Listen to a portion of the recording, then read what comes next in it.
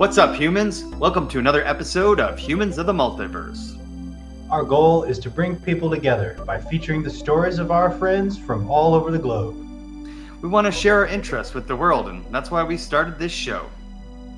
So if you enjoyed this episode, share it with your friends. Press the like button and subscribe to our channel.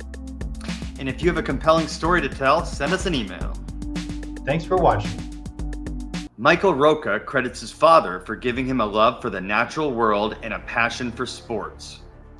He is an athlete and martial artist who practiced karate, swimming, and basketball.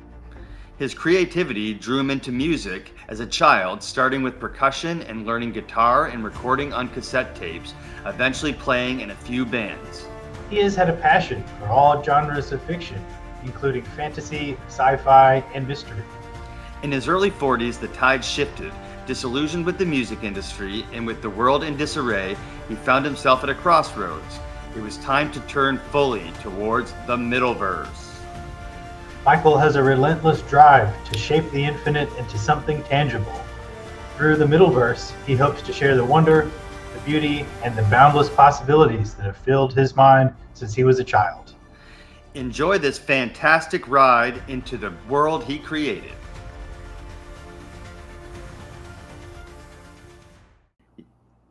Yeah, I had been the whole Middleverse thing. I had heard of from Ricardo.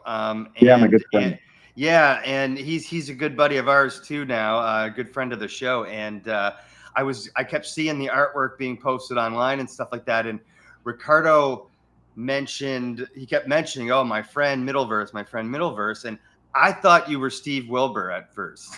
So when I reached out to Steve, I was like, "Hey, I wanted to talk about the Middleverse," and he's like, "No, I work with Michael, and you can message me through me." So I was like, "Oh, okay." Took me a minute to figure out how that whole thing worked. So there's actually sorry to interrupt you. There's actually a lot of serendipity in terms of why the Middleverse came out into the world, because it was never my intention to make it public. It was when I started dabbling with the imagery to create it visually that Ricardo told me, "Look, you should create an account on X and start posting these, because these are really good." Because I never think anything I do, I always think it's not good enough. Sometimes I even say it's damn right. I don't want to swear.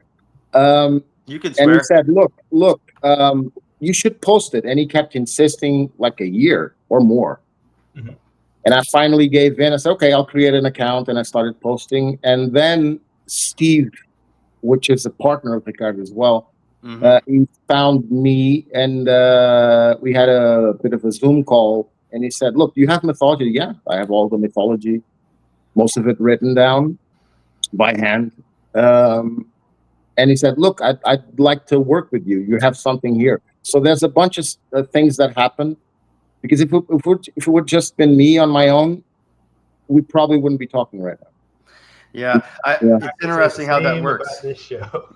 Yeah, if it wasn't for like our team, we wouldn't have this show either. So yeah, that's pretty interesting. And so it's serendipitous, right? I mean, like when something's supposed to happen, it brings the right people together, and you just gotta kind of follow your nose after that, right? Yeah.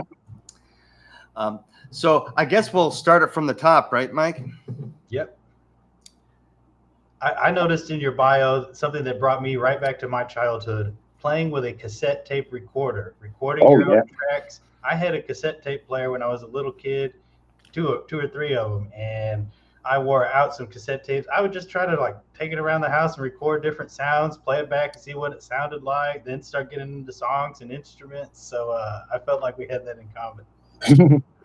Yeah, I had a bunch of fun with those two tape decks. I played something on one, recorded, then play back, then put the other one on recording, and then play over that. By the end, it was a mess of sound. You couldn't hear nothing. But yeah, that was all. Then I did pirate radios. I was the host. I was the guest. I played the guest. I did different voices. Then I had the jingles and the things recorded in cassettes that would play during the. Yeah. I had a lot of fun. Well, being an only child leads you to that usually, right? Yeah, that makes sense. I grew up with two brothers. I was never older brothers. I was never the creative one. As far as the tape decks go and stuff, I just remember we'd record ourselves the sound of us playing a video game and to completion. That's the only thing I ever did with that. Do you remember like what your first, because you've got a very diverse set of interests, even just across, like, for example, movies and fiction, like you're interested in the scope of it. And I think that's what makes, philosophy, psychology, history. yeah. So do you have like the earliest memory of a creative endeavor or of you being creative? Uh, I guess that I don't know if it's the first, but it's a funny story. I was like probably 6 years old, and I already, now that I'm thinking, there are stories prior to that, but this is a funny one. And I was in school taking a test just before lunchtime, and my mom came to school to pick me up to have lunch with her, and she told me this story after I had no idea this happened. I didn't even see her because I was taking a test. Well, actually, here's the story. When she came into class to talk with the teacher, and she said, "Oh, there's my son. I'd like to take him for lunch." And then when they looked at me, instead of taking the test, I was drawing spaceships on another sheet of paper. Yeah. Had you finished the test? I don't remember, but I passed every year, so I guess I did. I don't. Hey, that's all that matters. Yeah. Maybe you just did it really fast and I don't know if I got bored. finished it. I have no recollection. Yeah, I was 6 years old. So, and if she hadn't told me the story, I wouldn't even have it in memory. It was years after, actually. We were having lunch somewhere, out having lunch, and she said, "Look, there was this time, blah, blah, blah," and then she told me the story. Yeah. When they looked at me, instead of, I was just, doodling spaceships and planets. And So where were you born and raised anyway? I was born, like I said, I was born in South Africa, in Johannesburg, in 1975. Then, yeah, I'm turning 50 this year. Oh my God! Congrats. Congrats. I don't feel it. That's the weird part, because I've always been an athlete. I still am an athlete. So I don't feel any difference from when I was 20. I really don't, honest to God. So I'm kind of curious to see when the ball's going to drop. That's a whole other story. Anyway, I was born in Johannesburg. And then very young, my parents moved to Mozambique, which is a neighbor country. And then we stayed there for a few years. I have more, my recollections of Africa. I went there after, by the way, quite a few times. But my early recollections of Africa are mostly smells and visuals and feelings more than memories. Then we came to Portugal, and we stayed here ever since. Actually, I did all my schooling pretty much. I had to repeat the first year because I'd done it there, but then I came here. Then I repeated the first year, and then I did all my schooling in Portugal. Yeah. So I've been here most of my life. And you live in Portugal to this day. That's great. That's super cool. Yeah.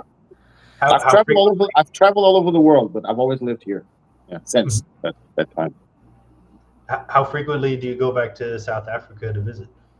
Ooh, the last time, no, that's been a while. The last time I was in South Africa was in 2008 or 9. I think it was 8. No, wait, that's the year my son was born. Maybe 9. Yeah.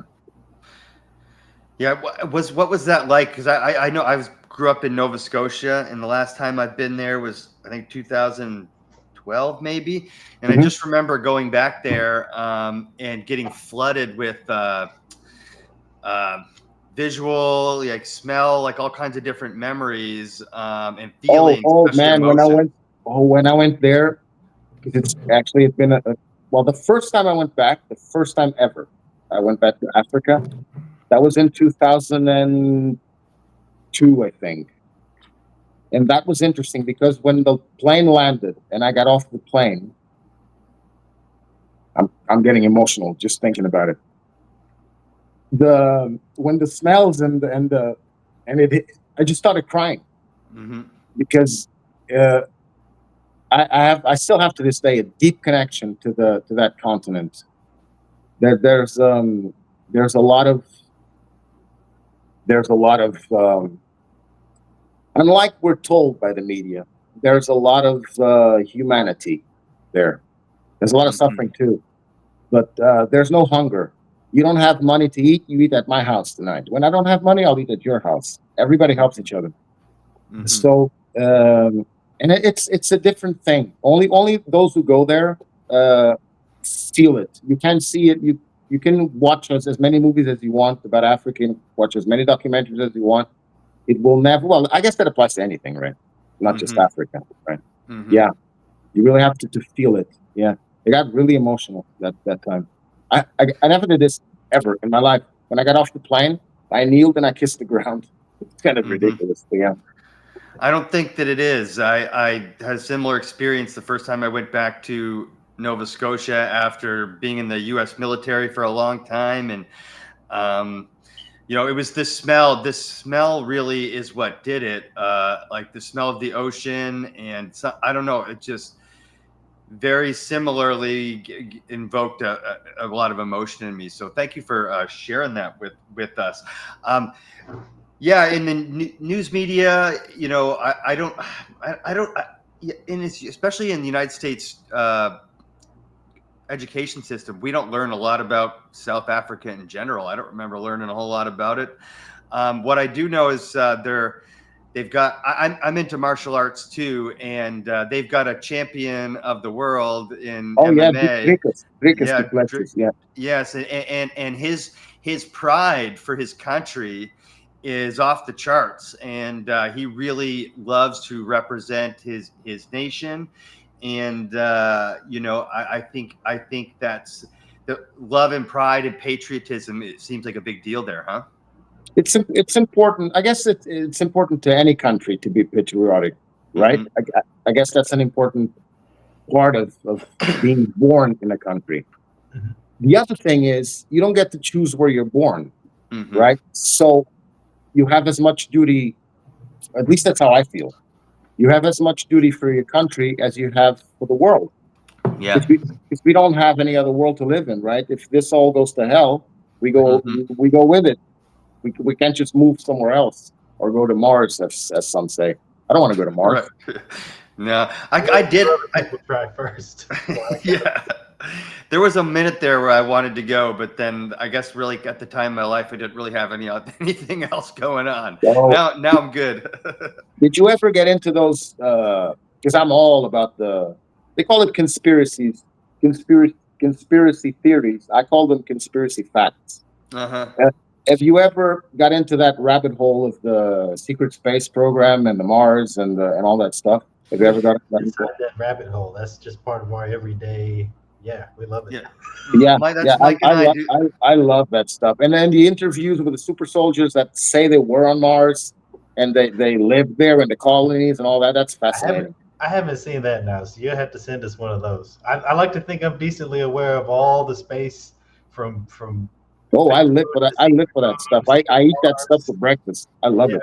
So I did see a episode of the Y-Files on YouTube that did a whole breakdown. I can't remember the name of the episode. I don't know if you've ever seen the Y-Files on YouTube, Michael. No, but I'm not aware of that. Please check it out. If you're into this kind of thing, please check it out. But yeah, there was a whole secret. How do you spell that? Y-Files, WHYFILES. It's a lighthearted but very poignant show. About like a variety of different things, but he loves that kind of conspiracy theory or whatever you want to call it. And there's a story.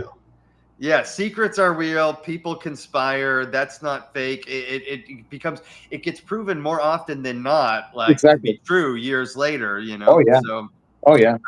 Speaking of which, it's only because this is on my mind, and I know it's on Mike's too. And it's a conspiracy theory. Moon landing, real or fake, Michael?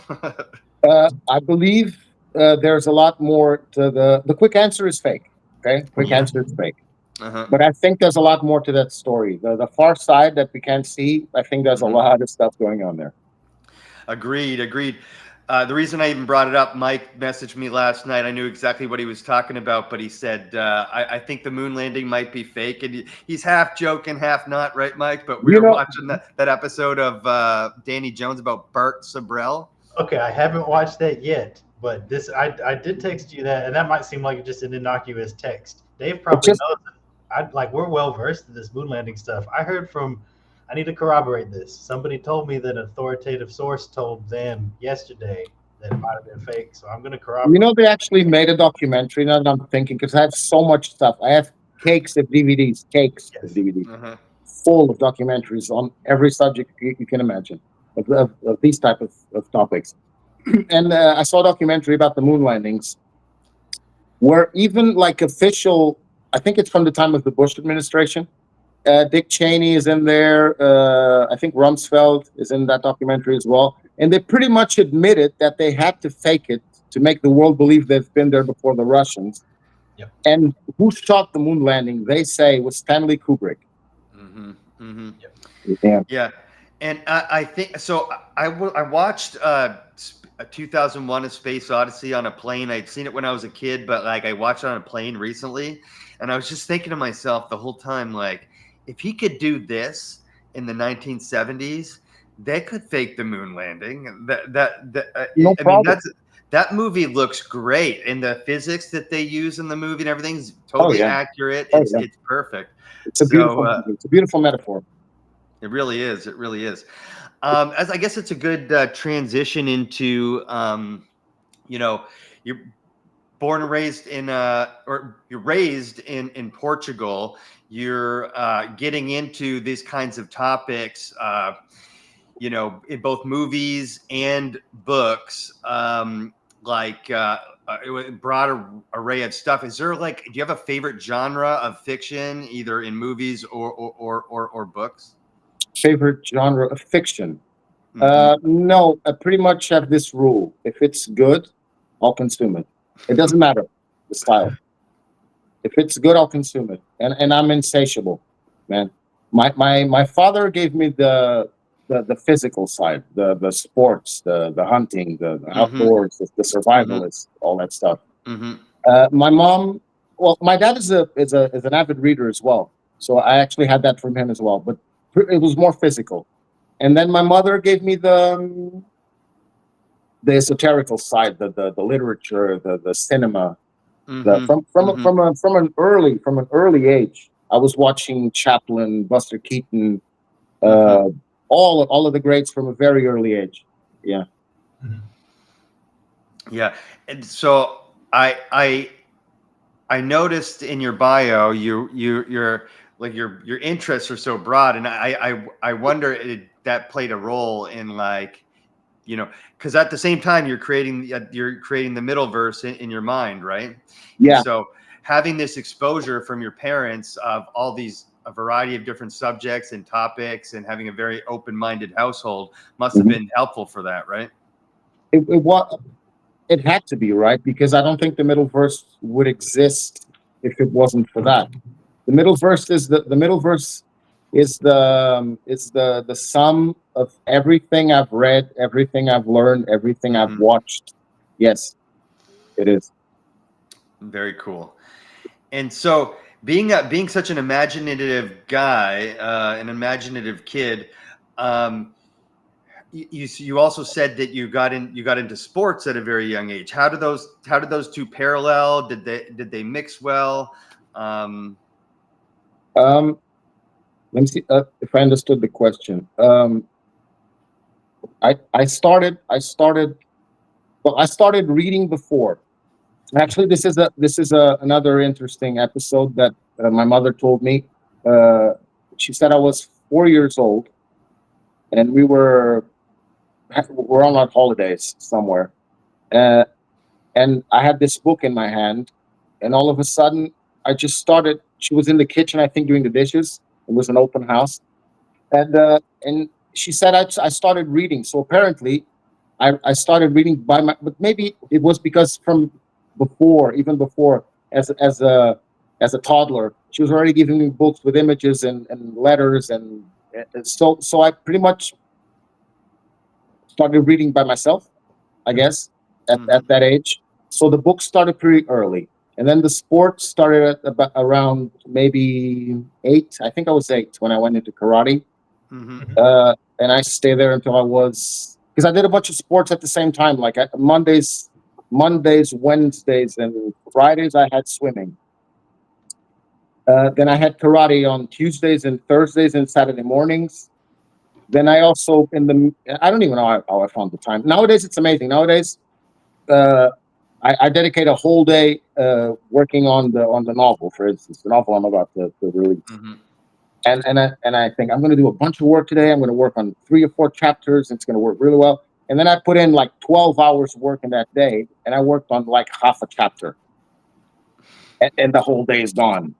And back then, like I was saying, and then I mixed into the mix of those 2 sports. I also added basketball, which I played from 10 until 18.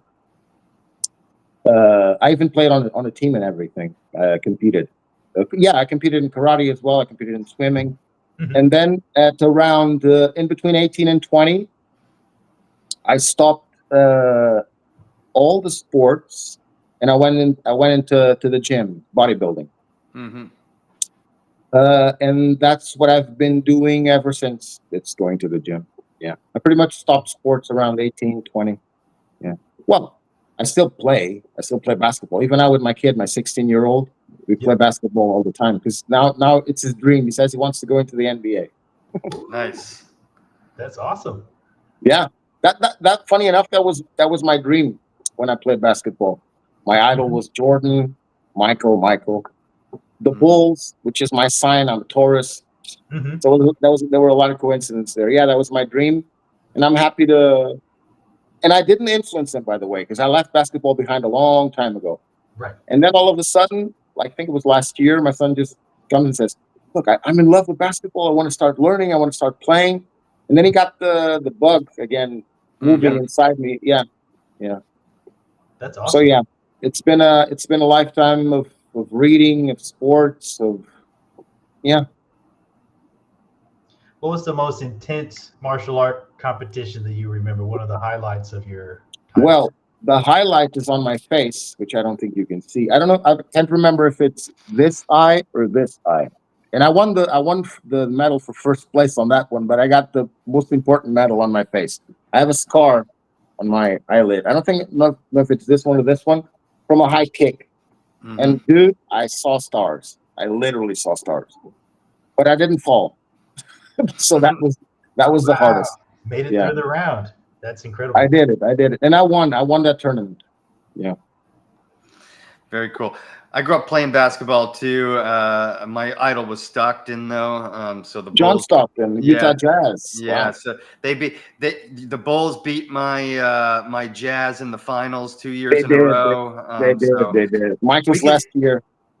We could still be friends, though. I just at the time I like all my friends were Bulls. Oh, I love fans. them all. I love them all. All Karl Malone. I know all the name. Danny Ainge. I love the NBA. Yeah, same. Well, the old NBA. Right. Yeah. I still pay a little bit of attention, but it's not the same as it used to be. So They changed the game completely. Now it's all 3-pointers. Yeah. Between 3-pointers and flops, it's radically different than wide. Yeah.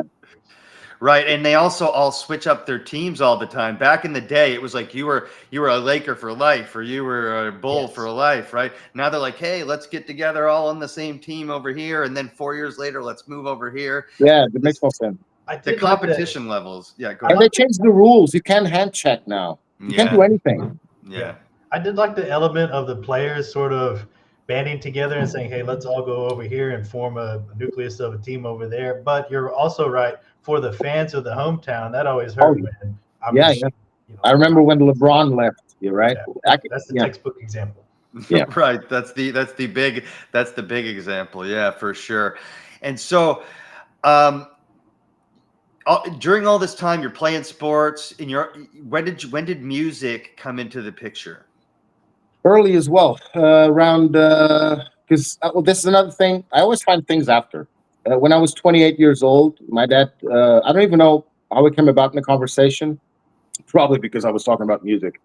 And he said, look, I don't know if I ever told you, because I always knew my grandfather, his father, as a florist. And he was a damn good florist too. You really know how to tend to them. But then when I was 28, my dad said, look, I don't know if I ever told you this, but your grandfather was a jazz drummer for 30 years. And I was like, oh, really? Yeah, I used to play everywhere, and he could keep the crowd entertained when the players took a little break. He stayed on stage by himself and he played and he sang. I was like, oh, that's so cool. So, and it's funny that he never told me. Oh, maybe it was in his past. Maybe he didn't cross. He never told me either. My grandfather. He died when I was very young. I was 11 when he passed away. And so music has always been a part of my life, in a sense that both my parents love music. So there was always music playing in the house. There was always classical music, jazz, all sorts of styles. So I guess that got the bug in me. But when I started playing it, I was, I think, 14. Well, that's not true, because in Africa, when I was very young, my first memories of music is just banging on the bongas and the congas. And that counts when you're Yeah, that. I guess it counts, but octave technically, dance. I think I was 14 or 15 when I started playing guitar, acoustic guitar. Okay. Dave and I talked about collecting on the show last week, and I completely snoozed on showing off some of my guitars. That was a whole phase. It never started until I moved to this city. And just in the last 10 years, I went in the whole guitar area, took lessons, bought a few guitars. That's been a blast. That was sort of leftover. I think everybody should learn an instrument. It's a good outlet for your emotions. Yeah, it's a good way to express your emotions, because sometimes words you're not able to express your emotions with just simple words, Yeah, that's why you often need like a musical expression, visual expression, that kind of thing. Yeah, my grandfather was a musician my whole life. He played every single instrument. He taught instruments. I could walk to his house, and I often did, to shovel his driveway in the Canadian winter, or mow his lawn in the Canadian summer, which lasts about 6 weeks. But it's always been a regret of mine that I could have easily gotten free lessons on literally any instrument I wanted, and all I cared about was playing sports. And it's a lot harder to pick up an instrument at 35. I'm 43 now, but than it is when you were 14. And so you said you picked up the guitar and taught yourself to play, huh? I taught and that's another thing I regret. My dad was never very supportive of the music. Mm-hmm. He always not so much say have a backup plan, right? But it was more like that's never going to go anywhere. Very few people can make it, so forget about it. He always cut the legs under me every time I mentioned that dream. Mm-hmm. Like, don't even try it; it's not worth it. So I went the traditional route. I studied philosophy. Which I love as well, so it's fine. But what I should have done, I should have gone into music school, or have the backbone to tell them, no, I'm going to go. I mean, I kind of did that by staying in music, but mm-hmm. I should have done that professionally. I should have go and study. But no, I never took a lesson. I taught myself. And then through the years, I kept trying other instruments. I bought a bunch. I bought a bass. I have loads of instruments. Mm-hmm. So I started. The point is this: I don't know you put a chart in front of me. You might as well put Mandarin in front of me, because I have no idea what's in there. Mm-hmm. But you let me hear the track, and I'll play it back in 5 minutes. Mm-hmm. No problem. And the same thing applies to instruments. I might not know how to play an instrument, but give me a few minutes with it in my hands, and I'll make some music with it. Yeah. Got it. And so you did end up playing in front of people and performing and stuff, correct? Yes. Can you tell us a little bit about that? That's what musicians call. I never went. I almost went to the stage. Well, I kind of did, but not fully, where you can actually make a full living out of it, and you're putting albums out and that kind of stuff. So most of my music experience, unless I was making music on my own and recording it on my own, which I did, and I have a bunch of pages on SoundCloud with my music. With the advent of computers, and because I'm from the old school, right? Like the tape decks. Cassette tapes. Yes, exactly. And then when I was like 24, I bought an ADAT, which is what they used on the professional studios. It looks like a VHS tape, but it's separated by 8 tracks, like digital. So I was able to record 8 instruments at the same time and give the illusion of a band. then with the advent of programs and the computers getting better, I started dabbling with Nuendo and all sorts of. So the end result became much better. What was the question? Because I kind of got lost. Oh, you're good. I was just asking about you eventually got to play in front of people. Oh, yes, exactly. So aside from working on my own stuff, recording by myself, I never got past what musicians call the grind. So my experience was, bars, a few outdoor concerts. I guess the largest I played was for like 5,000 people, maybe. But I never got to the big stage, right? Like the big thing. Sure. Yeah. So when you played in front of 5,000 people at a festival, was that you're playing in a band? I was playing in a band, yes. And yes. What kind of music were you guys doing? Kind of a mixture of, well, it was mostly, at that time, I was playing originals, because the grind, you can play originals in certain bars and certain venues, but mostly people want covers. They don't want your stuff. They want what they already know. Yeah. So, but by that time I was playing originals. So it was originals. And don't ask me to classify my music, because that's another thing I don't like very much is it's labels. And the question that ticked me off the most was, "Oh, you're a musician. So what kind of music do you play?" And I'm like, I play, and I'm not trying to sound pedantic at all. It's just I'm a purist. I'm like, I play music. But what kind? I play music. I don't do rock or blues or jazz or. I guess if I had to choose an example of what, you can hear it for yourself. I can give you the link and you can go listen for yourself. But the closest I can give an example of, and it's a band that you pretty much can't classify either. And it's funny enough because he was also born in South Africa, and he ended up creating the band, my dream band, which is a drummer, bass, guitar, vocalist, which would be my role.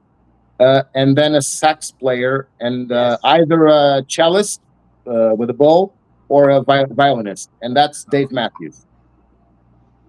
You know Dave Matthews? Dave Matthews Band? Of course, of course. Yeah, Dave Matthews Band is the closest I can say my music sounds like. And I was already making my music before I knew who Dave Matthews was. I found Dave Matthews when I was about maybe 25. So I was already composing for like 8 years at that time. And I remember driving, because I was in school at that time. I was still finishing up a few subjects, and I was also working part-time. So I was driving I worked at a video store, which was perfect for me because I love cinema, right? So I was driving to work, and on the radio comes this song from Dave Matthews, which I found the name after. And usually at that time on the radio, they didn't say the name of the band. The song finished and they put another one right after that, and they didn't say who played it. But that time they did. And when the song finished, I still remember the song was called Satellites. I don't know if you know it. And when the song finished, the guy said, "Oh, this is the Dave Matthews Band."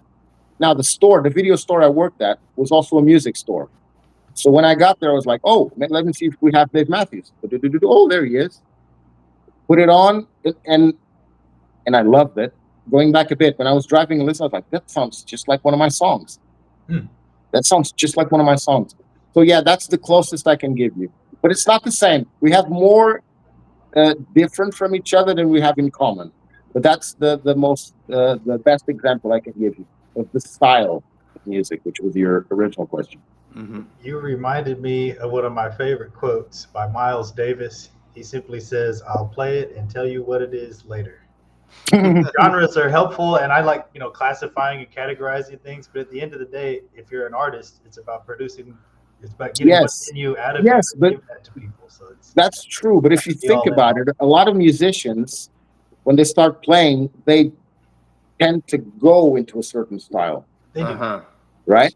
Some people hear a style and they make up their mind, I want to play exactly like that style. And they start making heavy metal, or they start making hip hop or whatever. Yeah, I've noticed when artists they'll get cornered into a style by whatever their best album, let's say, and then they try to make something different, and everyone goes, "Hey, that doesn't sound anything like the last thing, your last album." And it's like, yeah, well, I'm an artist, right? You're supposed to evolve. Exactly. They did that with Dylan. with Bob Dylan. Yeah. They did that with Smashing Pumpkins as well. We had a bunch of other bands. Yeah, and a bunch of others. Like people they want art, but then they want the same thing every time. That's not art. You're repeating yourself then, right? Yeah, we had this conversation with Ricardo a few weeks ago as well, just about how the market and the mainstream media really likes to make everything sound the same formula, the same thing. And nowadays a country music song sounds exactly like a R&B song, and you could go on and on about it with examples. I used to love country music. I used to love it. I still do, but it's hard for me to listen to anything outside of like the 90s and even early 2000s. Yeah. There's some Morgan Wallen stuff I like now, but even he does that where he makes songs that sound exactly the same as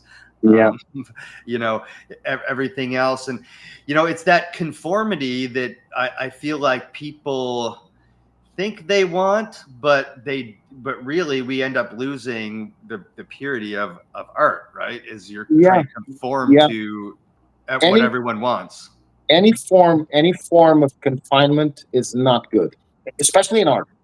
Art, because when you have others telling the artists how they're supposed to do things, then you're killing art right at the start. Like, for instance, this new policy now in Hollywood about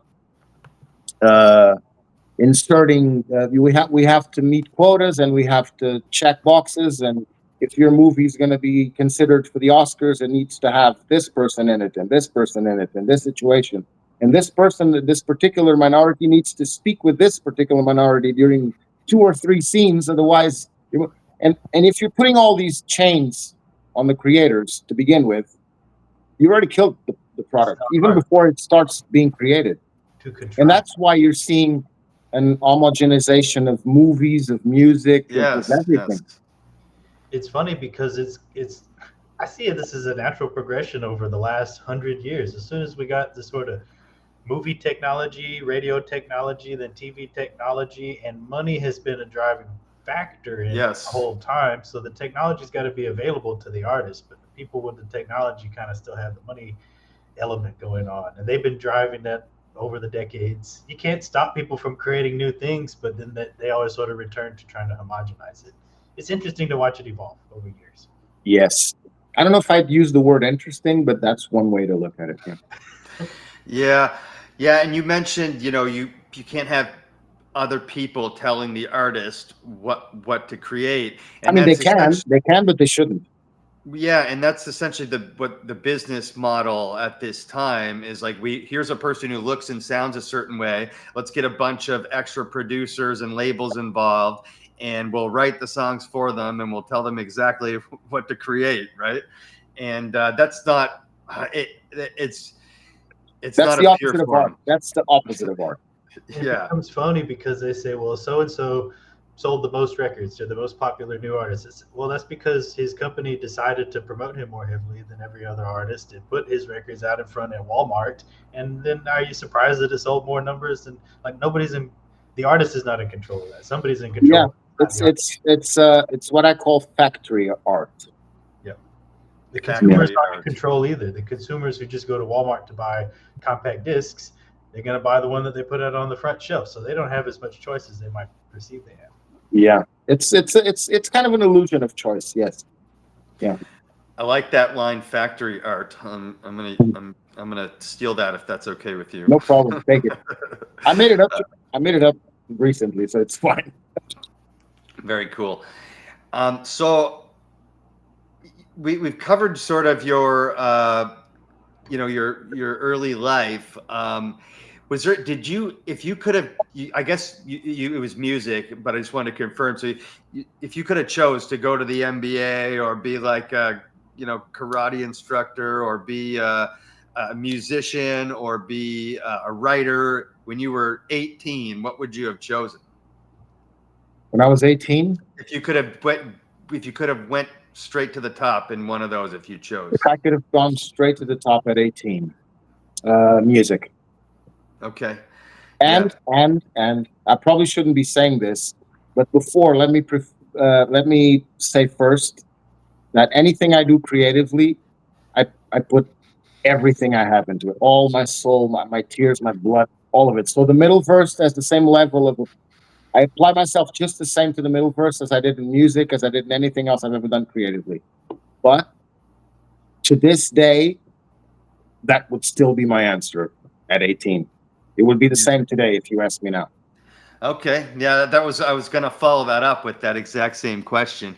And, you know, I just wanted to point out that martial arts is an art too. Yes. And, you know, I'm sure you put the same into karate as you did, you know, the other stuff, right? Mm-hmm. Yes. Oh, yeah. I lived for that. I had an observation I wanted to share too. I thought that you said you were teaching yourself instruments, and at that same time you were involved in sports, which is structured, it's rigid, Yes. you have times for practice, times for games. It was probably more enjoyable to be able to go home and do something at your own pace, self-learn, self-explore on the instrument side, as opposed to also taking lessons and showing up at rehearsals. It would have been very busy. I guess. Well, yeah, I was so big. Like I said before, I don't even know how I found the time. And I was studying too. I was in school as well. So I was pretty much busy 7 days out of the week, all the time. And I always had extra school activities, either swimming or basketball or many of the other. I also did taekwondo for a while. Yeah, I don't even know how I found the time for all that. But yes, but I still regret not going into music school and actually learning the technical aspect of it, because when you learn tech, there's advantages in anything in life, and there's also disadvantages to everything in life. Nothing is 100% good, nothing is 100% bad. So there's benefits from being self-taught, and there's also detriments to being self-taught, and the same goes for going into and studying it professionally. I guess I probably would have learned better posture, better, and then reading charts, like I mentioned. But yeah, I had I never bought books. The only book of music I bought to teach myself pretty much was a chord book with every chord you can imagine for piano or for guitar. So I practiced those, and then I started composing right away because, like I said, I have this urge to create. So as soon as I learned 3 or 4 chords, I was already writing stuff, right? Because I wrote poetry as well, so that translated into lyrics for the songs. Yeah. Cool. Before I guess I want to sort of transition into the Middleverse, but I wanted to ask about, you know, fiction in general. And you know, you already said you do not. You're if it's good, you're interested in it. Do you have a favorite book or book series or author that really inspired you in the Middleverse? Or I have this thing with favorites or favoritism, which I've never heard anybody else mention ever in my life. I'm not saying I came up with it, but this is how I look at favoritism. We tend to do that, and I understand the nature of the question, of course. So if I had like gun to my head, if I had to choose, I would choose. But only gun to my head because I look at liking things. We like things differently. Like, let's say the question would be, "Oh, do you prefer apples or bananas?" I love them both, but I love them differently, so I don't prefer either. I prefer them all. So I really don't have an answer for you. But I guess there's a few authors. Yes, Isaac Asimov, the Russian writer, the science fiction Russian writer. Then there's C.S. Lewis, Tolkien, obviously. Cinema. Well, cinema. There's so much. Cinema. And literature too. So no, there's no answer. I don't think I have an answer of a favorite. No. Yeah, if you take away the favorite and you put in just what was your inspirations, I feel like you answered my question adequately. And I'm not surprised you picked C.S. Lewis, Asimov, and Tolkien because they're world builders, right? Yeah. They don't just write a story; they create they create worlds. Yes. And that's what you've done with Middleverse. That's what I've tried to do. I don't know if I did it, but that's what I've tried to do. It seems like you've done it. And I want to get into that process with you. So I know that you wasn't always called the Middleverse. You really didn't start putting this out into the universe. I didn't have a name. I think I called it Michaelverse or some Mike's verse or something. I had no name for it. Also got a It was nice ring to it. it was just my thing. It was just my thing. My mythology. That's what I call my. I don't remember what I called it, but I didn't have a name for it. The name came after my friend Ricardo insisted. I said a year, but maybe it was 2 years. And then he kept saying, "Look, put it out there. Put it out there." I'm like, "No, man, my thing is music. This was just a part-time, a creative part-time for me." Mhm. But then with the big global thing that happened 5 years ago that I will leave unnamed, but everybody knows, the music business kind of went downhill. Well, it went downhill for other reasons as well, and we just discussed it a few minutes ago. We did. So I thought, well, let's dust off my notes and start working on them. And then when I started doing the visual part, that's when Ricard said, "Look, these are good. Put them online and see what happens." And I put them online, and that's how we came to be here, I guess. Awesome. I can pull up some of the pictures if you want. I can do a screen share. If you want, sure. Yeah, well, let's go for it. Yeah. And so this was a process that had been kind of building in your mind since a child. You Yes. growing the characters, growing the. Not so much the characters, but more the whole system, the house system, the star systems. The civilizations live in this star system, and they're connected to that one. And then there's the people who created the Middleverse, the beings, I should say, that created the Middleverse. And then I started developing the most important house in the Middleverse, which is the House of Tempest, which are the keepers of time in the Middleverse and of lore. And every time I had an idea, I picked up my notebook and I wrote it down, and I wrote sometimes even long narratives as well. And it kind of built itself organically, yeah. But only when I started, like I said, 5 years ago, really committing to it and developing it and really fleshing it out, that's when the characters and all of that started coming up. Got it. And I'm in no way versed in digital art. What is the process for creating these images that we're seeing? Well, the most important thing, which is what I said before, is you have to have a vision. You have to know what you want. Because the problem with the AI art is that made it available for anybody to create pretty pictures. Anybody can do that. You just you insert a prompt, give me a beautiful beach by sunset, or even something weirder. The face of a woman with computer bits and buildings, and then it comes up with this mind-blowing image of whatever.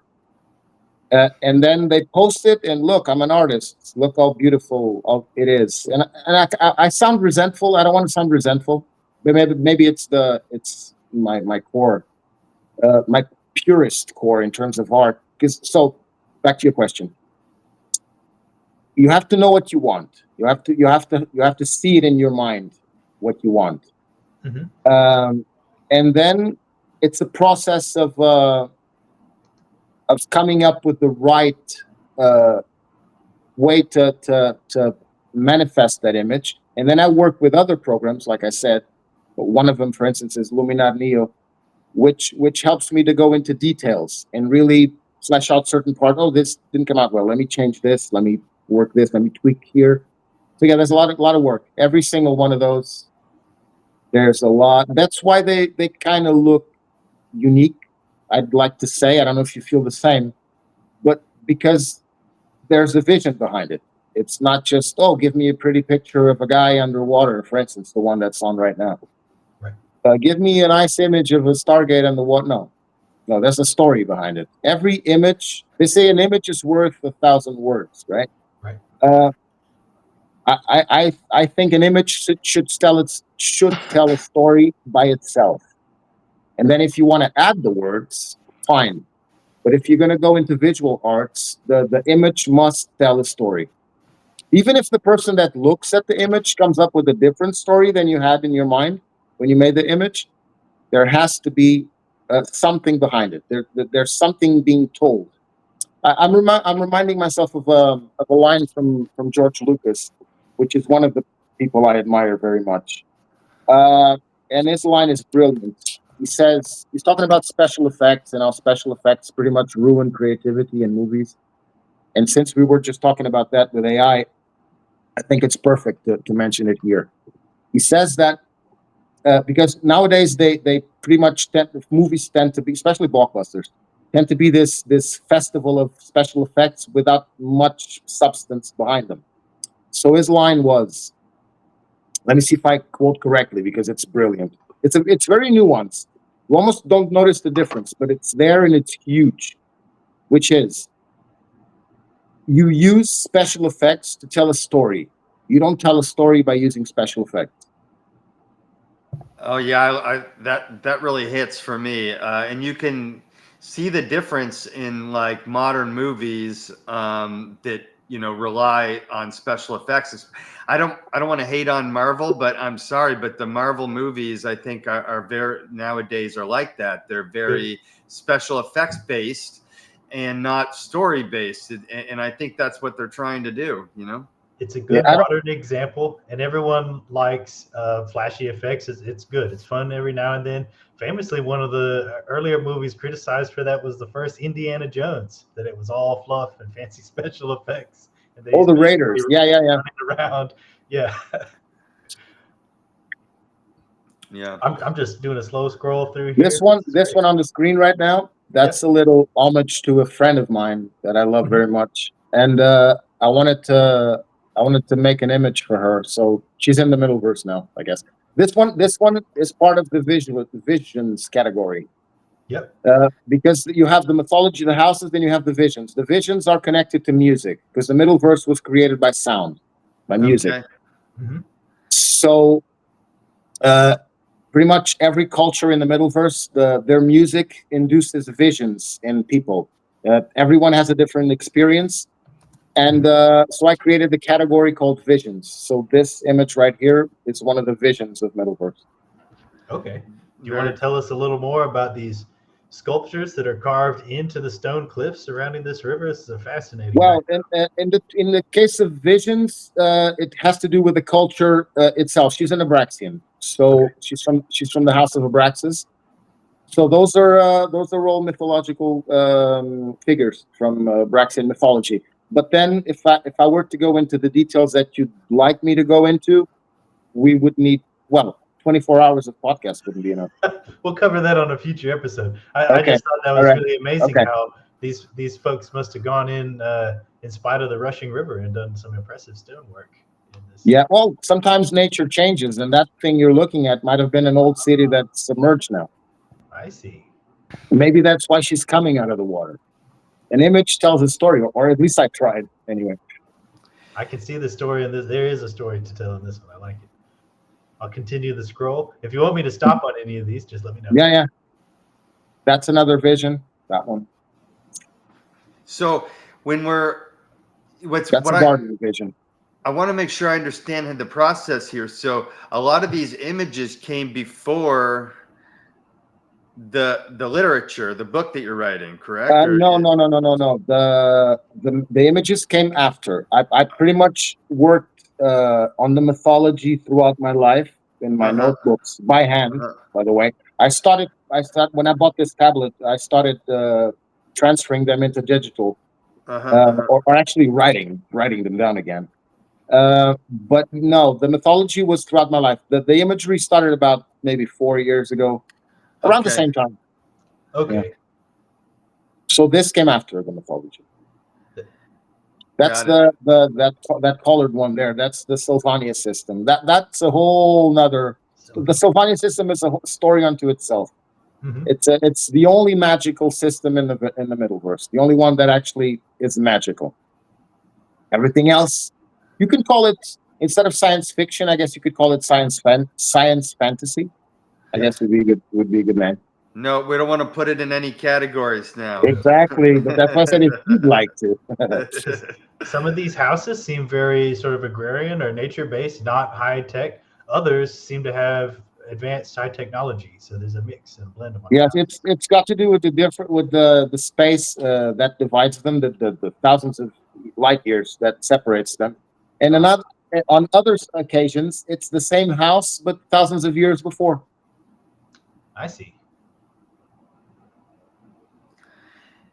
And so when does the book come out? Is it completed? The book is finished. I finished the book about a month ago. But I'm still kind of tweaking it. So it should come out until it should. I don't want to say it will and then it won't. So it should come out until the end of the month. Got it. And so obviously you've created worlds, all these houses, planets, planetary systems, that kind of thing. How did you choose like where to start in the Middleverse to introduce the Middleverse in a book? Okay, that's the question I can answer very easily, because I struggle with it myself. Because there's so much, it's so big. Like, where do I begin? Right. So I decided to start small. I decided to start with the House of Iran because they have no idea that besides the House of Draco that they're in the story. They have no idea that there's this huge universe out there. They live in their own planet, so it's a contained civilization. So allowed me to tell a contained story. And then my next book after this will be a novel about the Abraxians. And because the Abraxians are in contact with all of the Middleverse, that book allows me to introduce a bunch of houses. So the first book, it's a contained story of one civilization. And then the next book will open up the doors to the rest of the Middleverse. And I think it's, like I said, I'm never happy with any creative decisions I make. So I don't think it's perfect, but it's about as good as I could do it because it's so large. There's so much mythology. There's so many houses, so much stuff that I can't. And so yeah. But then again, if I think back, everything I've done creatively, I'm kind of like, I have the vision, so I can see the forest, for instance. Yep. But I don't see and I'm making an analogy about the mythology, the writing. I see the forest, but I don't see like details of the bark and the leaves, and I don't see that. I see the forest I want. So in terms of the mythology, I knew what I wanted to create, but I didn't have or in other words, I had the whole thing in my head, but when it came down to put it down on paper, I had to create this structure. So like the house that, like I said before, the house that takes care of time and lore. I guess I also managed to introduce them because my novels will be prefaced by the House of Tempest, which are the guardians of time and lore in the Middleverse. So that's how I got them into the picture. So the first novel about the House of Iran will have the preface by the House of Tempest. That's how they're going to be introduced. So every one of my novels will have a preface by the House of Tempest about that civilization. And then eventually I'll probably write not a story novel, more like more like a book describing how the House of Tempest works. Because I have that one written down for a long time. I had to, because I had a lot of stuff I had to write just for myself. For instance, the novel that's going to come out. I wrote the story. But to write the story, I had to write the thousands of years of history that came before that story took place, because I had to know that world in every detail. And then when I finished the book, there was so much stuff left out that a good friend of mine from England, he said, "Look, why don't you put those as appendices, like Tolkien did?" Yeah, exactly, like Tolkien did. I don't remember him mentioning, but yeah, like Tolkien did. And I was like, yeah, that's a good idea. So that delayed it a bit more because the story was ready 2 months ago. But then I thought, okay, let me get all my notes and all my mythology about the House of Iran, and I organized that, and I created the appendices. Now, I had no idea they were going to be so large. So the appendices are quite bulky. Yeah. You have all of the history of the tribe from back to 12,000 years, the kingdoms, the historical figures, the timelines, all of that is in the appendices.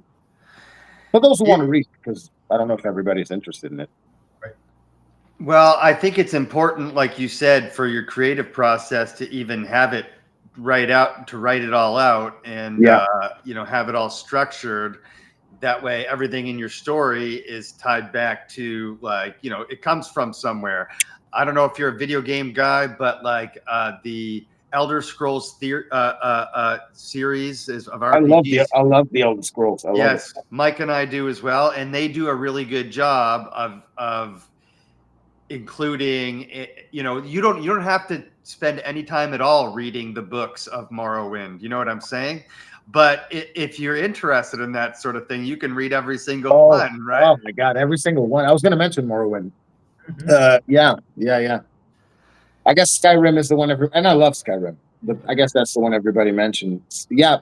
Being able to, you actually can live, right? You can actually live in that world. Yes. You don't even have to do missions. You can just walk around and find stuff and find books and read. It's amazing. You just get a house and go to the store every other day and buy a couple of things and then go back home and read a book. Yeah. Well, I have so much going on that I don't have the time to play as I used to, but yeah, I still love it. Yeah. Yes, same here. I got totally lost in Morrowind, and that's one of the things that attracted me to what you're doing. Is I love that, like when somebody builds an entire world for me to explore, because it just gives you that sense of wonder. Like that first time, I opened a Tolkien book, or the first time I,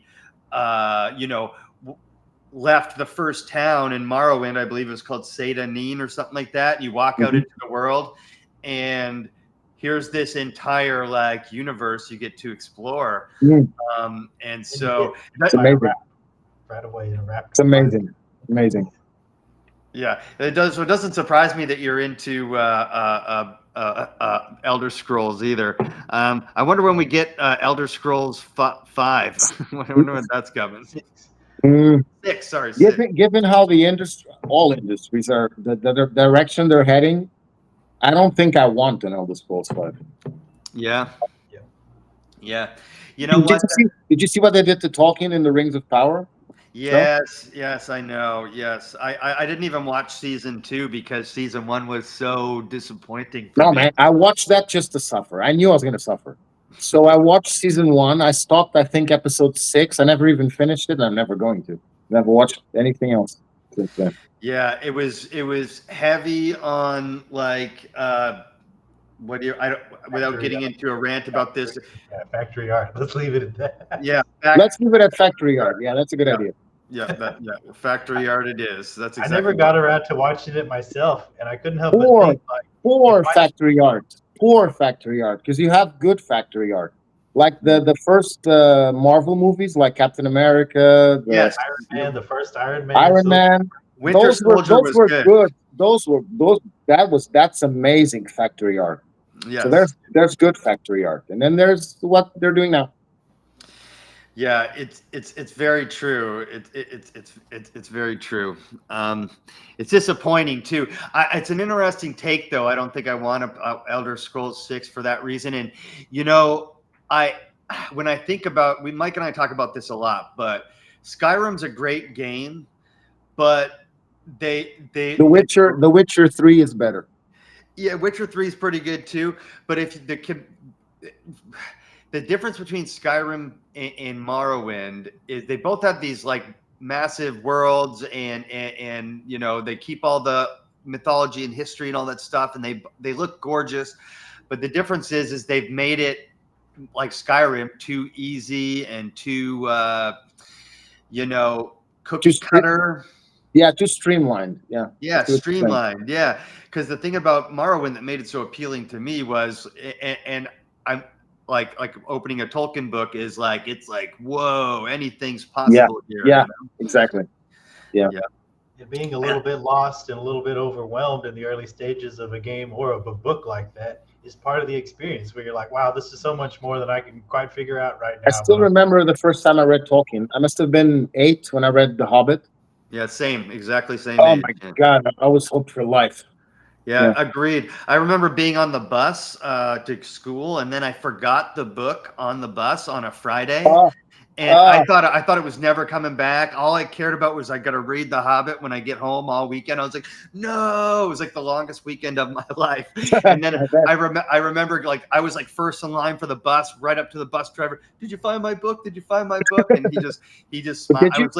I was literally 8 years old. He found it and he was like, here you go, bro. I got you covered. Good. I'll never forget the cover art. Just the cover art of that book, like, just lit my imagination on fire. So, yeah, I have my copy is the one where Smaug is sleeping over the gold. But I think John Howe drew that one. That's a good one. The cover art on that one in particular, maybe I should order it. But it was like a live action still of Bilbo standing in gosh, I'm brain farting on the scene where he first meets Gollum. What's the name of the mountain? I forget. Oh, the Misty Mountains. And he's standing there, and there's like it's dark. There's a cave. There's Gollum's like eyes in the background, and you could see his sword glowing and Sting glowing and that kind of thing. Just I could still like look at that cover art. I'm a big fan of that kind of thing. Let me ask you, have you got into like tabletop RPGs, like Dungeons and Dragons at all? No, well, Dungeons and Dragons, that's the only one. And it didn't last long. I think I got into that around 10 or 11. I played the games too on PC at the time. Mm-hmm. Those floppy disks. The gold boxes, right? Yeah. And but no, not much after that. Maybe for 2 or 3 years, I bought a box, the Dungeons and Dragons with the dice and everything. But no, I never got much into it now. Got it. I prefer the books. So yeah, they did have a bunch of a whole series of those Dragonlance books and stuff like that. I still have them. I love Dragonlance. Yeah. My brother was very into those. So I'd only read a handful of those.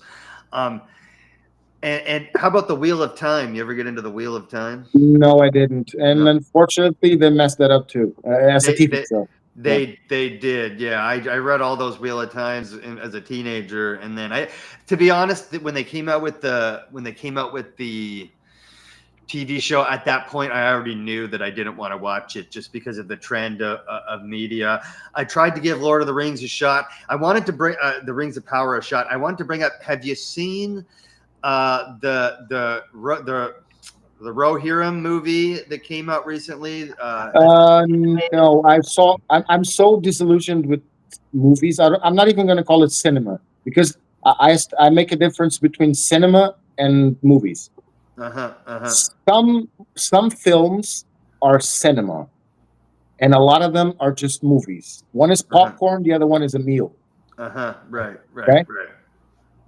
So, what was the question? Sorry, I got lost. Well, I was just asking about have you seen the movie The War of the Rohirrim? So I'm aware of it. I saw a bunch of reviews, YouTuber reviews, because as I was going to say, I'm so disillusioned with cinema that I don't even watch things unless I know the director. But even that is dangerous nowadays. Because, for instance, a director that I've always loved since The Duelists, 1977. I didn't watch it then, obviously. Ridley Scott. Look what he did to Gladiator in the second one. Number one question: why is there a Gladiator 2? Forget about the answer because there's no reason. And then look what he did with that. So even that, because I was going to say, I trust directors.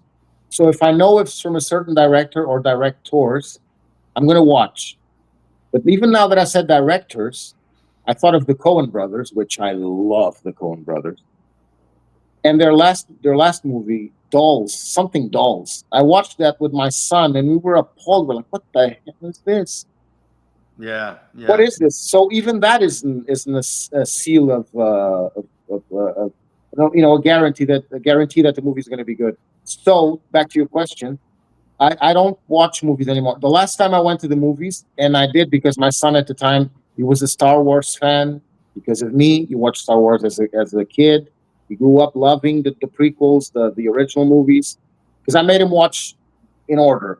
Instead of watching one, two, three, because they're already out by then, so he could have watched 1, 2, 3, 4, 5, 6. I showed him 4, 5, 6, so he'd watch the originals, and then I showed him the prequels, and he was a fan of both.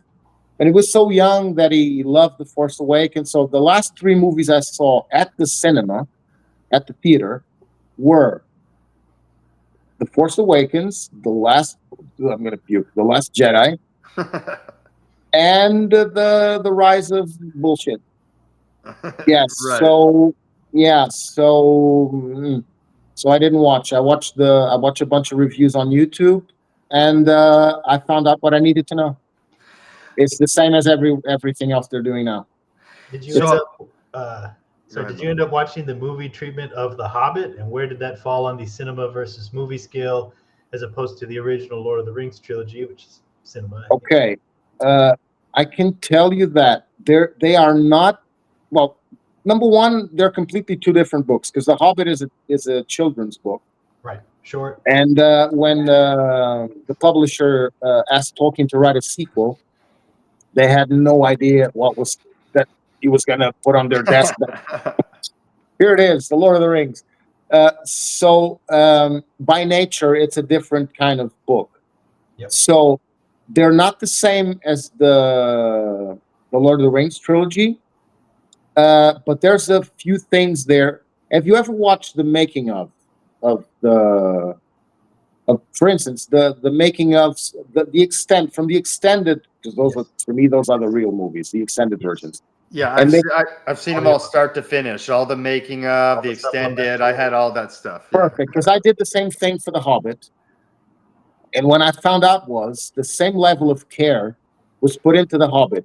The problem was production before. So Guillermo del Toro was supposed to have directed The Hobbit. He was. Yeah, then I think it was the problem with the rights to the book or something, so that took forever, and then he had to go away to make. And then Peter Jackson was thrown into the director chair without having no time to prepare, because on the Lord of the Rings they did 3 or 4 or 5 years, I think, of pre-production before the cameras even rolled. Peter Jackson was thrusted into the director's chair like a month before they started shooting.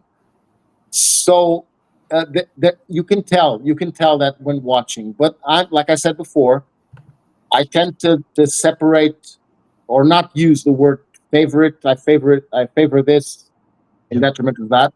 So I'd say I love The Hobbit as differently than I love the Lord of the Rings trilogy, but I love it very much. Yes. I feel like it was a lot of extra action scenes. There was certainly a lot more like combat and action than took place in the Hobbit book, which is a children's book, but it still more or less stayed true to the compass of the story. Pretty much. I guess where they took liberties was like in the dwarfs, for instance. The dwarfs in the Hobbit, they're not described in detail. Yeah. And they have something that if they had done that in the movies, it would have looked ridiculous, which is the bonnets or whatever they use. One is yellow, one is blue, one is red. So that's where they changed. But at the same time, they gave each dwarf, they made each dwarf unique in the movie. Personality a little bit. Yeah, personality-wise and look-wise too. So yeah, I think given the circumstances, he did the best he could. Yeah, I love him just as much. Differently, but just as much. Yeah, I definitely like them as well. I think they get a lot more flack than they deserve. But it definitely was trending in the direction that we're speaking of now, which is, oh yeah, the female elves and the romance with the dwarf and all that stuff, right? Exactly, exactly. So I guess I wanted to get back to the Middleverse. I think you made a good choice. I don't know if that means anything to you or not, as far as starting with a contained story and a contained world in order to introduce this topic. Tolkien did the same thing, right? Because in The Hobbit, you didn't, well, it sort of, the first book is The Hobbit, right? So you don't know that there's all this extra stuff. That's true. I don't know if he did it intentionally, because I think he wrote The Hobbit for his children, because he used to write short stories to read as bedtime stories for his kids. Mm-hmm. So I think he wrote The Hobbit for his children. He already had the mythology because he was working on it on the trenches of the First World War. Sure. Right. So he already had it. So he had enough to write that simple story. But at the same time, when you read it, you have a hint that world is old, right? Even when you read The Hobbit. Sure. But I don't think he planned it the same way I didn't. I always organically fall into the choice that I find is probably the best I could have taken, but I never take it consciously. So, because the first book, the novel I was working on to release first, was the Abraxian book, to be honest, the one that opens the doors to the Middleverse. Mm-hmm. But then the novel I had more developed or more close to being finished was this one. So I started working on this one, and then when I was having a meeting with Steve, and we wouldn't talk. I didn't talk to him about that. We were talking about the Middleverse and blah blah. And in my head, I was thinking, yeah, the Iran is probably a good idea to start, because I started, like I said, contained. It's a story taking place in one planet. They don't have any contact with the rest of the Middleverse. Pardon me. Although the humans on Zara, which is the planet where the story takes place, pardon me, the humans on Zara, they kind of descend from the Abraxians from a long time ago. So there's a connection there that I will explore in other books. But as far as being connected to the rest of the Middleverse, they're not. They're isolated. They don't know all those sentient species that are out there. So I fell organically into the right decision, I guess. Yeah. Yeah, it seemed that way. And so, you've probably, it sounds to me like you've got,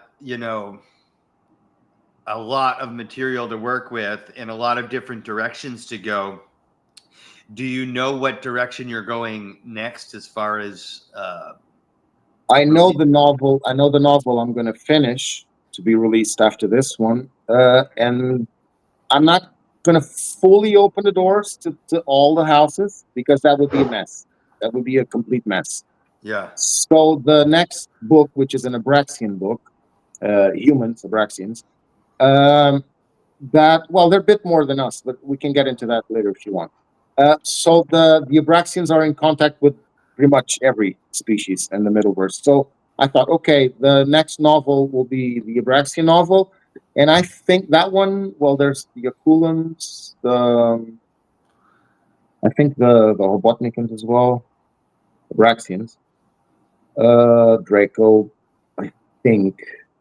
So yeah, four species in that one. And I mentioned, for instance, that even the Iran novel, that has got nothing to do with the rest of the Middleverse. At the same time, there are connections, because they are descendants, without knowing, from Abraxians thousands and thousands and thousands of years ago that found Zara and decided to stay there and create their own civilization, which then deteriorated. But that's all in the appendices of this book. But like I was saying, even during the narrative of this book, I make mentions, because the House of Draco, which are the main antagonists in the Middleverse world universe, multiverse, because they are the main antagonists, that allows me to also connect them to a bunch of different civilizations and books. So going back to your question, even this novel, because the Draco are in it, I make mentions of other houses in this book. So even in this book, you're gonna have an idea that it's bigger than Zara. Can we stop on this one, Mike, quick? Sure. Sorry, I this one kind of caught my eye, and I wanted to kind of. So what can, from my perspective, what I'm looking at is sort of Arrival. It's almost breaking the Prime Directive, if you're a Star Trek person, where it's like a first contact situation, correct? That's a vision. So that's part of the vision. If you lower the image just a little bit, you'll see the title. It says Visions of Middleverse. So okay, No, up. connect There it that. is. Yeah, There it so that's what we've basically been scrolling through is visions. So connect the visions to the rest of the Middleverse. Where do the visions fit So into the play? visions, as I said, they come through music. Okay. The people that are attending the concerts, the performances, the middle version music produces visions within your own mind. So everyone in the audience is having a different vision because of their own experiences, right? Got it. So this one is more symbolic of the influence that sometimes alien species have in the development of societies and civilizations. Right. It's more symbolic than anything else. Got it. And that's what most of these ones, these visions that we've been going through are. Yeah. Okay. We're almost through them if you want to keep going. But I wanted to get into if it's okay with you, get into the houses and that kind of thing. Sure. At some point. I love the concept of I forget, I'm going to paraphrase if you could correct me, but the world is created through music, correct? The Middleverse was created through music, yeah. The universe where all these stories and these houses live and takes place was created through sound and music. Yes. I have a strange feeling that that's what our reality is too. Yeah, because music and frequencies do produce. Have you ever seen those videos of plates with sand on it, and then they play vibrations underneath? They produce coherent structures. Yep. I couldn't remember the name. That's why I went along the long way. And I'm sorry, Ricardo, when you're watching this, but I've always loved if it worked, the elegance of the string theory as the basis of our universe being vibrational at its nature. Yes. And I know that Ricardo, I say that tongue in cheek, but when I was talking to him about this, he was like, well, what if they haven't proven anything in 40 years? And I'm like, yeah, that's true. But it does make, even though nobody can do the math yet, it does make sense to me that this is all vibrational in nature. Oh yeah. And so I love how you've sort of weaved that into your universe, your Middleverse. And then it makes sense coming from you, having music being such a big part of your life, that this is how it happens. That's why. But funny enough, like I said, everything I've ever done creatively, I don't do it consciously. I mean, of course, there's a conscious drive because I'm driving the creation, right? So there's a conscious component of creating it. But most of the end results, I don't know if I enter the state but I'm conscious I'm trying to think in real time how it goes. But I'm also conscious the whole time, so I can't say I go into a trance. I don't know what I'm doing, but there's a little bit of that as well. So I don't really, I plan it out once I have it written, because creating stuff, it's not that hard. You can come up with stuff. The work begins once you have the thing out of your head onto paper or onto a tablet or whatever, however you work. That's when the real work begins, because coming up with stuff, it's not hard. Hard is then to make it all make sense. And in case of the Middleverse, I have to make sense for all the houses. So if I say in a book that this happens this way, and 3 books into the future, I mentioned something else that talks about that little situation, it has to connect. Everything has to fit. So that's where the real work came in. That I put a lot of time into. I noticed in a lot of these visions there's representations of people playing chess or some sort of it's a different game. Board game. It's a different game, yeah. Okay, so you created the game that goes with that as well? I created the game that goes with that, yes. I'm obsessive. What do you want me to say? Well, one of my favorite things in a video game is where you can find a game inside the game, like go to the casino inside the game and then just waste all your time completely abandoning the main quest. Man, one of my favorite games, and I use favorite, I'm not using it lightly now, because I think to this one it actually applies. One of my favorite games of all time is Red Dead Redemption 2, Yeah. which I still play to this day. It's installed on my PS4 over there. Since it came out, I've never uninstalled it. I play it all the time because that game, you can live in it. You don't even have to do the story, which is amazing, by the way. Masterpiece of writing. But the world, just go fishing or go play poker, and that's what reminded me of the mini games. I'm not a card player, and I've spent hours playing poker in that game. That's amazing. Yeah, I recently got Mike into I don't know if you've ever played the Bard's Tales series. Not that I recall. It's not ringing any bells, that name. It's old school computer game I played on Commodore 64 back in the day. I had a Commodore 64. I had an Amiga as well. Yeah. Yeah, and in the first game, you can basically play blackjack, right? Is it blackjack or poker in there? It's a very rudimentary casino, but it is there. If you need a distraction from doing important things in the game, you can just go get tokens of the blackjack. Yeah, it works good. It's a good blackjack system. What was the other game that I really loved, the side activity? I think it was Black Flag, Assassin's Creed Black Flag. You could play checkers. That was cool. Okay. Yeah, I've never actually played Red Dead Redemption 2. I was watching a guy do his top 10 PS4 games of all time, and he had that as number 2. Oh man, you're doing yourself a disservice. You should play it. Trust me. I should. I guess the reason why I never did was because I've never been drawn to westerns. It's not that I don't like them. It's just that I've never been drawn to it. Me neither. And that game just blew me away. Is it the open worldness? Oh my God, the world.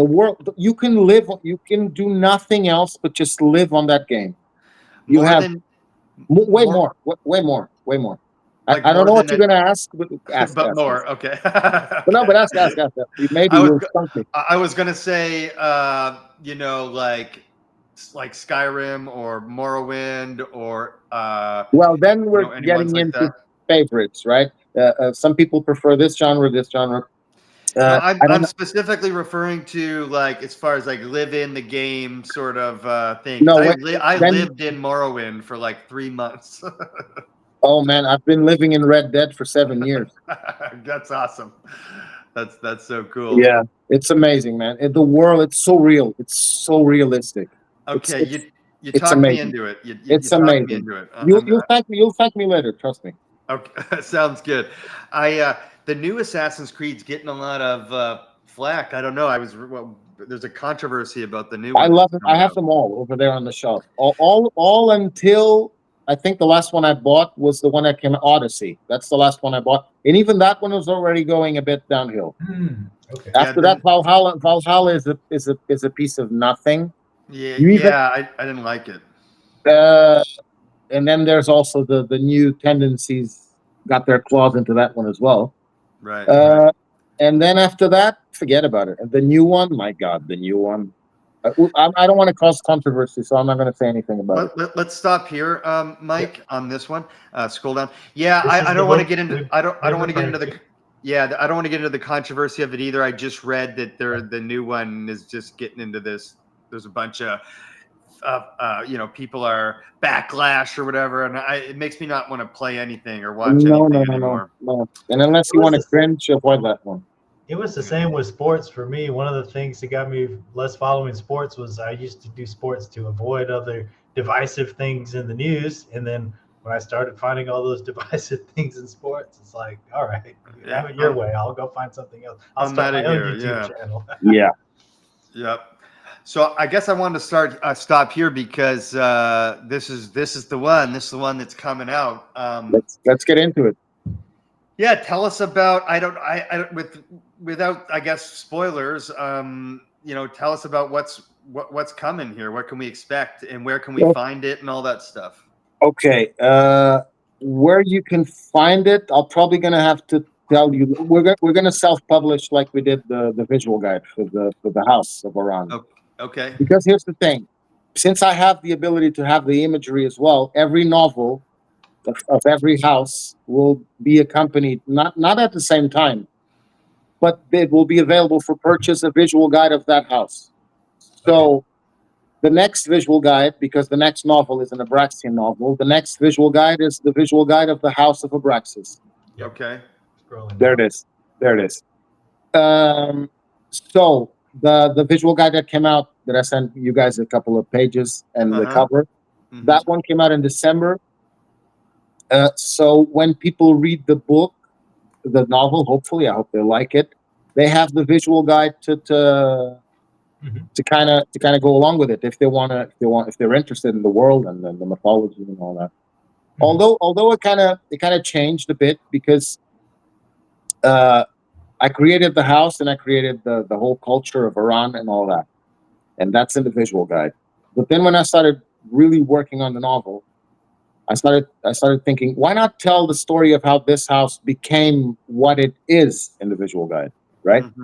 So the story begins with the birth. Well, actually begins before that, and without getting into too many spoilers.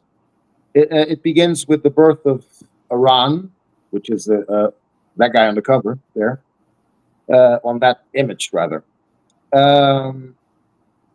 and begins with his birth.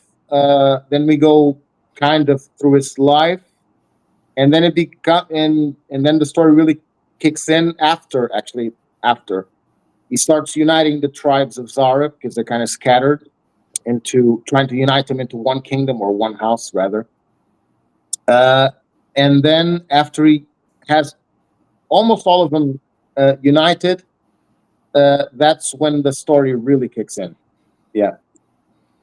I'm afraid to mess up and tell something that I don't want to say, because I want to leave. I just want to say to anybody who watches this that I hope you put your faith in what I've done here, and I hope I do you right, because I want to say trust me, in the sense that what you're about to read has got a lot of depth to it, historically and philosophically, and I hope the payoff pays off, I guess, at the end. It's a very complex civilization, because I found out throughout my life that I can't do anything simple. I cannot. I try. I really do. Like even songs and poems and whatever I do. I start, okay, I'm gonna write a really simple song with just 3 chords, and it's this, and then I start making arrangements for it. And Ricardo is one of the ones that keeps saying, look, this sounds great, but this sounds like a whole orchestra is playing. It's too high energy the whole time. So I tend to do so. Going back to the Middleverse, even though the whole Middleverse and the houses, the whole thing itself is quite complex. Even going into one house, it's a world unto its own, and it's as complex. So the appendices of the novel will include all 12,000 years of history of the civilization. So it's a pretty hefty boy, I'd say. Yeah, I think there's an appetite for that, as we've I hope there is. discussed. Well, as we've discussed, everything's been so watered down lately that nobody creates anything new anymore. And I shouldn't say that, but for the majority of what gets put into the majority, mainstream zeitgeist is repetitive and formulaic, and yeah. It's by the numbers. It's like painting by numbers, right? Yeah, it lacks depth, and so that's why Tolkien, Asimov, Lewis, that's why these creations stand the test of time. That's why people are going to be reading those in 100 years from now, right? Yep. Yeah. And many others. I mentioned those, but because the question was more directed towards science fiction, right? That's why I gave you those names. But Russians, Dostoevsky, Tolstoy, man, there's so many writers that influenced me throughout the years. So many. And that's just Russian writers. And you can go. I lost you for a sec. Make a note of this, Brittany, this time, 1:32, please. I wonder if it was the darn battery. We're at 90. We're about 90. I thought he went to get a charger, so thought so, maybe too. he'll be back. Let's hope he gets back. Should we start wrapping it, or because we do have? We can, yeah. I feel like this is going well. Dadgum, you froze for me too, Dave. I wonder if it was me the whole time. Have Homeboy in an hour, and I want to watch some of. No, I thought it was me for a second there. It looks like it's him though. Okay. Can you hear me? We both, yes. We lost each other for like half a second, but we've lost Mr. Mike for a minute now. Yeah, I'm gonna read this book. This is right up my alley, and I love how he's created a visual guide for it as well. I think that's Super brilliant. cool. Yeah, I think that's brilliant. It gives people the option. It keeps the novel affordable, and if you want the high-res illustrations, you can buy the like. I like that. If you want both. Also, Brittany Catherine Ulysses responded. She wants to do our schedules. We have flexibility in our schedules being the week of the 5th through the 10th. They don't want to do a Humans of the Multiverse. They will just want to do a Cosmic Summit, which is great. But we're going to get both of them. So. Yeah, let's find it down after Mike gets back. That way we can, because we need to have a Tuesday meeting halfway before, halfway after Dobbs. We need to talk Dobbs for a minute.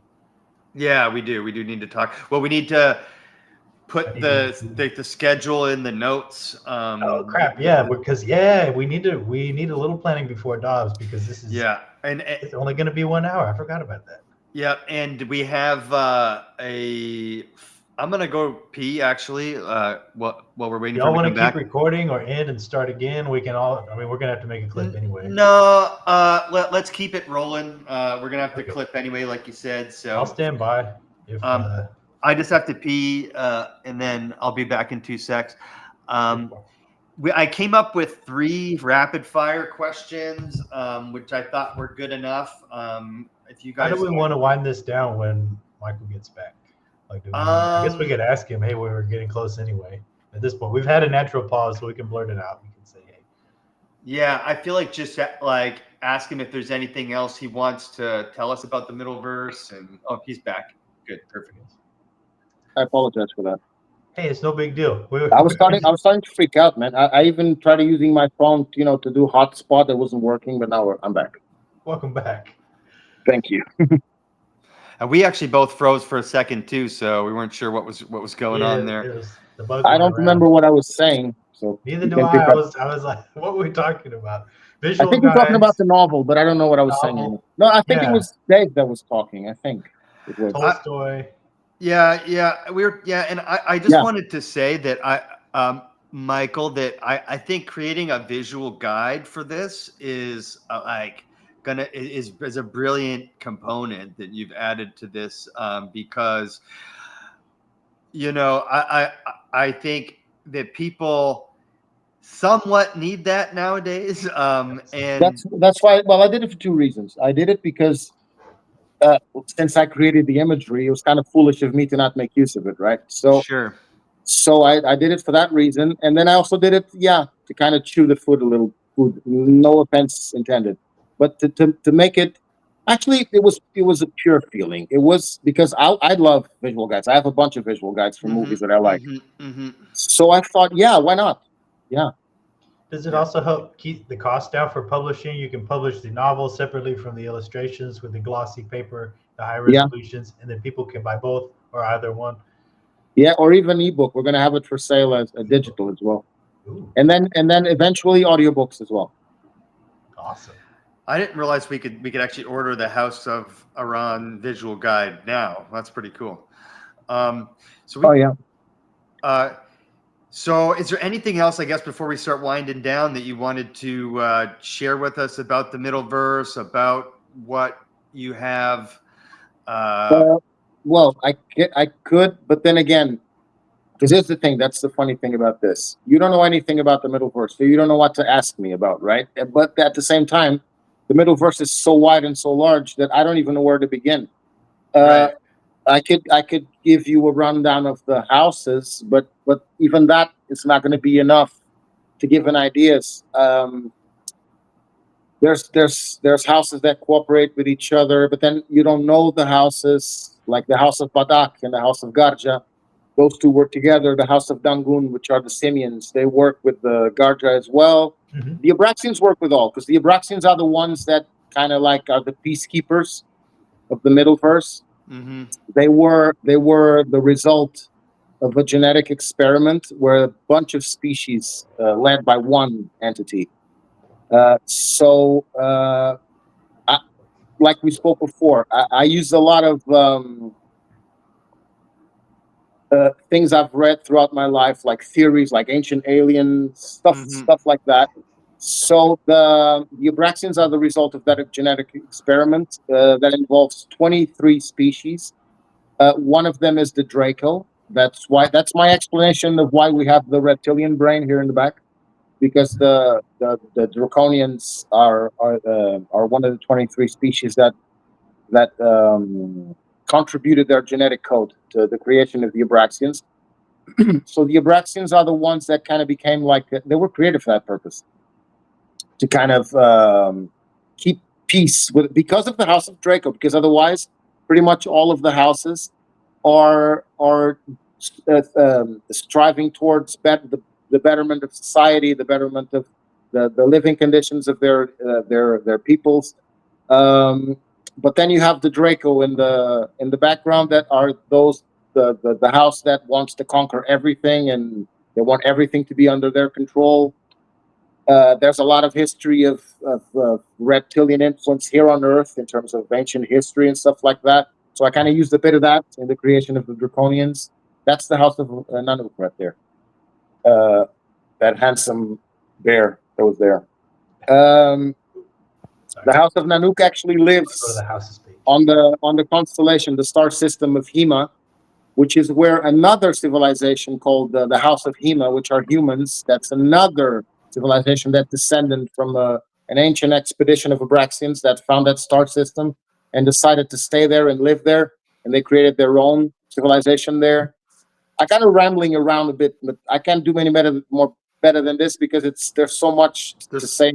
There's so much to say, and you're not going to be able to. But I think you're conveying the right message, which is this is not something that you've spent the surface level. That's something that you went very deep with. No, it's all thought out. All of it's thought out. Every house, I have a treatment of around in between 12 and 20 pages, big pages, both sides on every house, everything about their culture, their cities, their history, all of that. Mike, are you frozen? I think Mike's frozen now. Oh, okay. I'm still, no, I am frozen. No, yeah, no, you're not, Michael. Mike is frozen. Look at him. Oh, it's funny because on my private screen here on the left, I am frozen. That's weird. Yeah, I think so. So I don't know why we're having internet issues, but we'll start winding it down so that there's not too much. Sorry, guys. It was me that I froze that time. It was me, but I'm back. When everybody else freezes all at once, it's usually you that's froze. If only one person freezes, it's the other person. Yeah.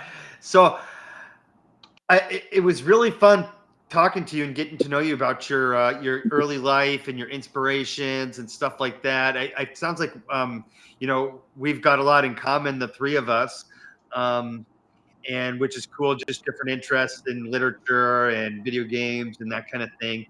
So it would be fun to bring you back on the show, maybe even on our live. I love. Wait, we're frozen again. I'm not frozen. Is anyone else frozen? We can hear Michael, but his face is frozen on our screen. But his face is moving in the preview. I'm going to try to take him out of the room and put him back in, but only. Yeah, I think now. So we do a live stream every Thursday at 6 p.m. So it's a little late for you, 6 p.m. Eastern. So I think that's 11 p.m. That's 11 p.m. And then the house is full of people. We're not going to be able to be like this, like we are right now, without interruptions. My kids would be walking around, and my wife. Okay, that makes sense. Yeah. So we'll keep that in mind. But it would be fun to do like when the book actually comes out. I would love to come back. I had a wonderful time. This was my first experience. I had a wonderful time. Very cool. Well, we're new to this as well. Mike and Brittany and I have only been doing this since November. Ricardo, he's been a saint to us, like really connecting us to a lot of cool people, including you. You know, he's put a lot of trust in us, and we're going to be helping him. He's a very good friend. I've known Ricardo for 30 years now. Oh wow, yeah. We just met him, and he treats us like we're his best friends, you know. And he put a lot of trust in us. He's a real good guy.